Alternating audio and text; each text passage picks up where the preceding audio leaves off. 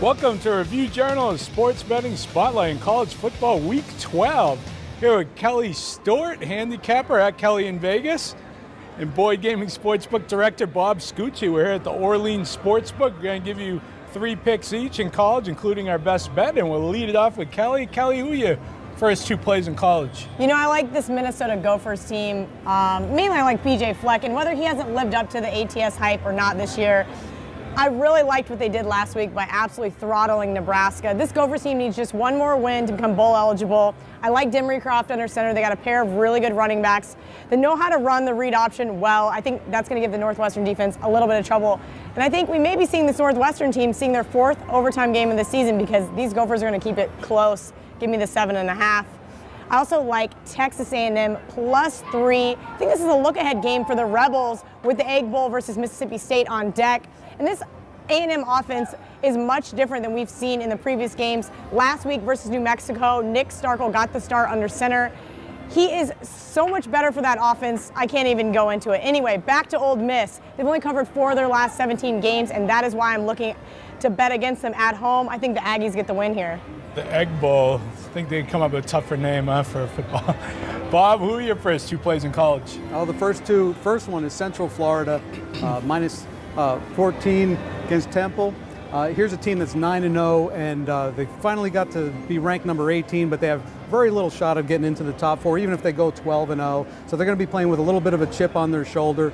If they, there's almost no way they get into the top 4, even if there's 3 2-loss teams, which I doubt that they'll be. So if they have an opportunity to run up a score against a weaker opponent, I think they're going to do it. So here's their opportunity, minus 14 points. I wouldn't be surprised if they win by at least 20 in this one. The second pick is Michigan, +7.5 over Wisconsin. There's another undefeated team in Wisconsin that's not garnering the respect that they would like. They're kind of number 5 sitting on the outside, trying to break into that top 4 as well. Who would have imagined that Wisconsin would be the top-ranked team this late into the season above teams like Ohio State, Michigan, and Penn State? Nobody realizes that more than Jim Harbaugh, who would love to play the spoiler in this one, knock Wisconsin off their seat. And they don't even have to win the game. They just have to come within 7.5 points, keep the game close. I like Michigan +7.5.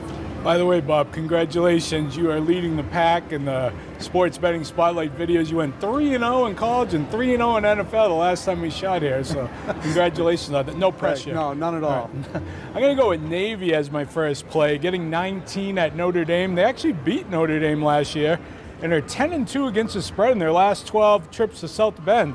And Notre Dame just expect them to have a little bit of a letdown after the debacle in South Beach that you witnessed that carnage firsthand, Kelly. It's terrible. Nice tan going there. And I'm also going to go with USC, Southern Cal at home over UCLA by 16. UCLA's defense is giving up 38.6 a game, 122nd out of 129 FBS teams, 4-8 against the spread in the series as a visitor, 2-8-1 against the spread on the road, and USC won the last 2 meetings by an average of 20, and they have something to play for still, and look for them to run it up against their rivals. Let's move on to our best bets. Kelly, who is your best bet? I'm sorry if I stole something there. Well, now I'm a little nervous because I usually like to be on the opposite side of Todd, but I have to agree with him. My best bet is also USC. Where's all the hate come from?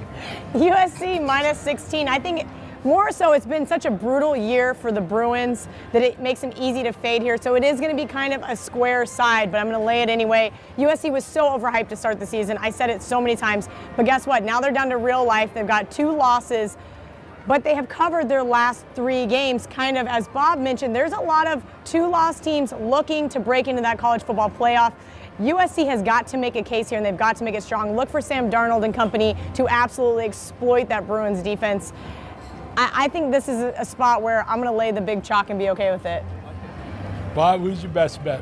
My best bet is the hometown boys, UNLV, over New Mexico. They should be getting 1.5, 2 points. UNLV only needs to win out their next 2 games on the road to become bowl eligible. So this is really an important game for them. Get back on the map.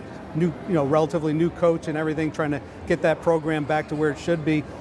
UNLV, ironically, plays a lot better on the road than they do at home. They've won all 4 of their they've covered all 4 of their road games this year, 4-0 on the road against the spread. One of them as a 22-point underdog to Fresno, which they won the game straight up.